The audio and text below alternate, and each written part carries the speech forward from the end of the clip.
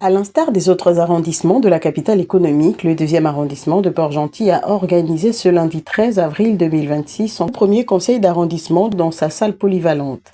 Cette session ordinaire a réuni l'ensemble des conseillers municipaux ainsi que les sages et chefs de quartier venus prendre part à ce rendez-vous institutionnel majeur.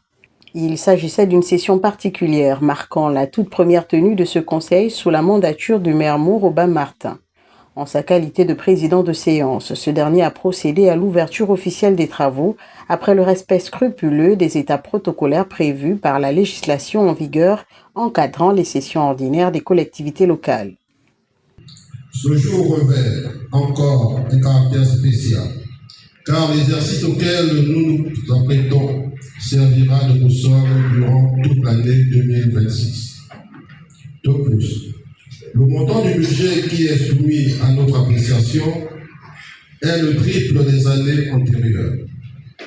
Alors, j'exhorte que les travaux se déroulent dans la sérénité avec des contributions constructives pour que seul le possible triomphe pour le bien de nos populations.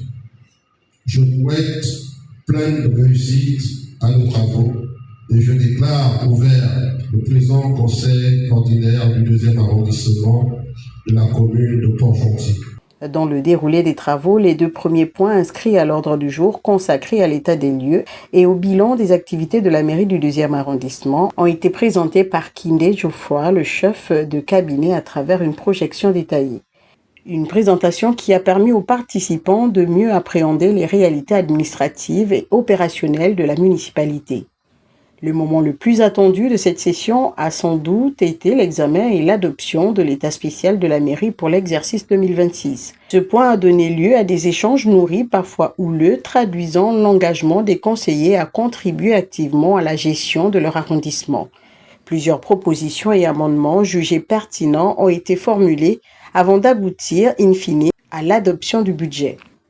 Dans son allocution de clôture, le maire Moore Aubin-Martin a salué la qualité des débats et l'esprit constructif ayant prévalu tout au long des travaux. Nous voici arrivés au terme de nos travaux.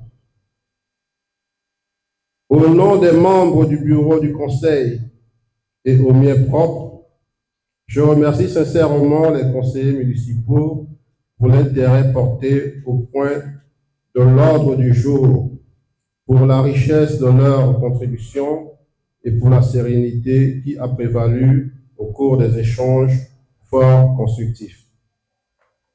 L'adoption de ce budget, de cet état spécial, augure une exécution diligente et efficace.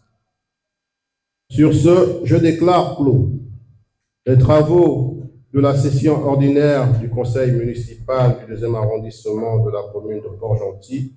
Avec un budget global de 250 millions de francs CFA, le deuxième arrondissement entend poser les bases d'une action municipale structurée, tournée vers l'amélioration des conditions de vie des populations et le développement harmonieux de son territoire.